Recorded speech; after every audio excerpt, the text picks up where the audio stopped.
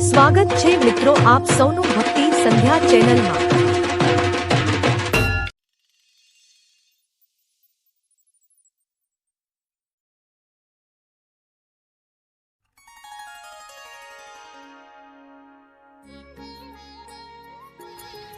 ઉજ્જૈનના મહાકાલ, કાળોના પણ કાળ, બ્રહ્માંડના સ્વામી ત્રિપુરારી ભગવાન શિવનું એ સ્વરૂપ છે જ્યાં પોતે સમય પણ થંભી જાય છે।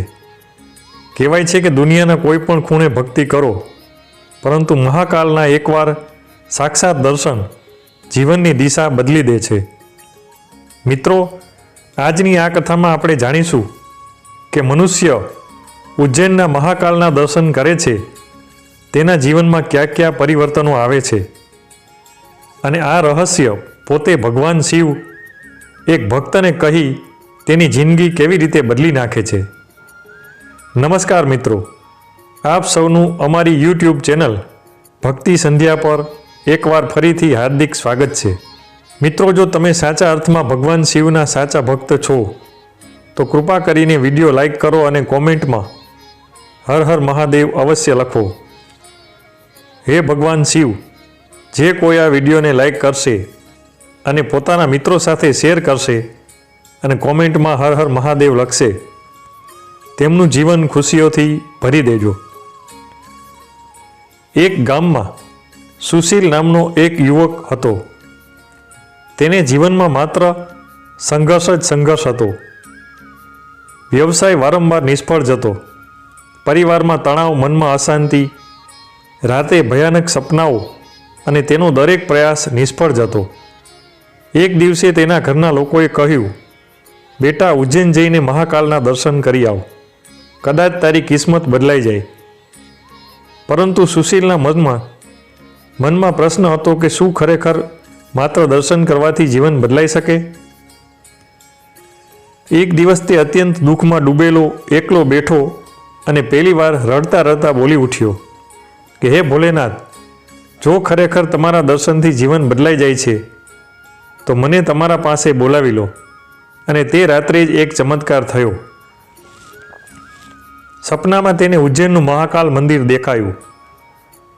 પ્રકાશથી ઝગમગતું, દિવ્યતાથી ભરપૂર, અને એક મધુર ગુંજતો સ્વર તેને બોલાવી રહ્યો હતો, આવ વત્સ, હું તારી રાહ જોઈ રહ્યો છું।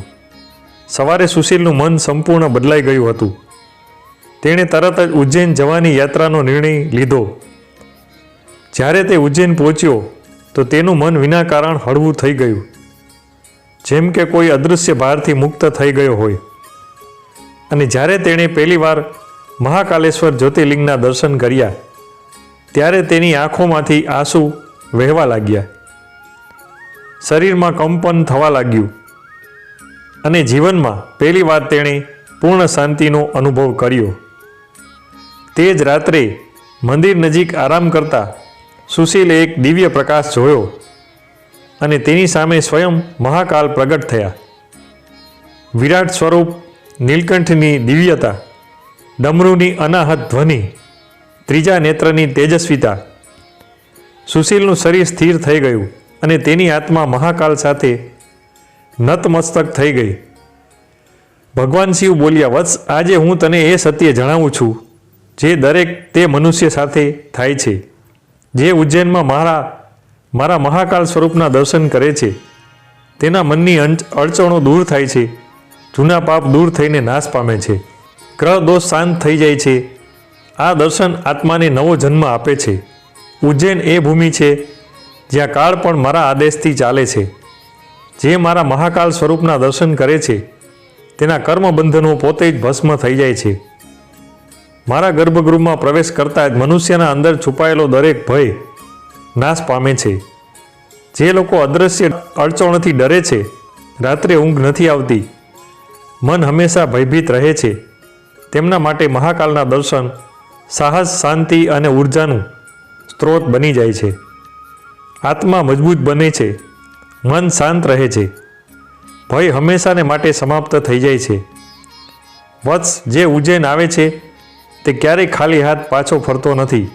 હું તેને એ માર્ગ બતાવી દઉં છું જેના પર ચાલીને તેની સફળતા નિશ્ચિત બને છે।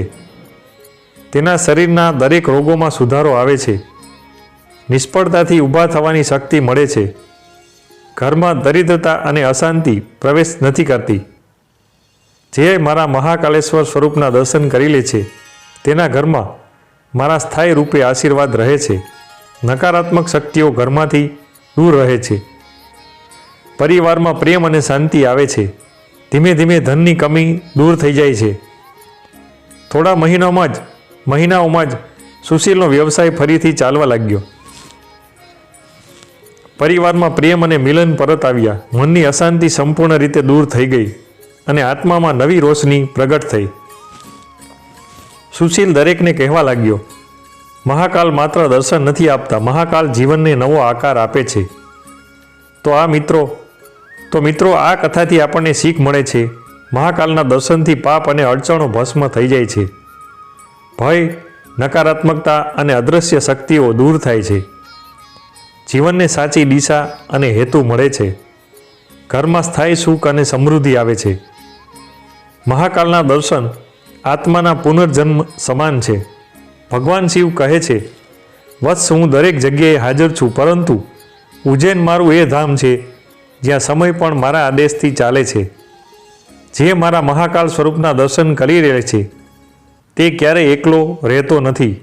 તો મિત્રો, જો આ કથા તમને પ્રેરણાદાયક લાગી હોય તો કૃપા કરીને તેને લાઈક કરો, મિત્રો સાથે શેર કરો અને અમારી ચેનલ ભક્તિ સંધ્યાને સબસ્ક્રાઈબ કરવાનું ભૂલશો નહીં. હર હર મહાદેવ. જય મહાકાલ.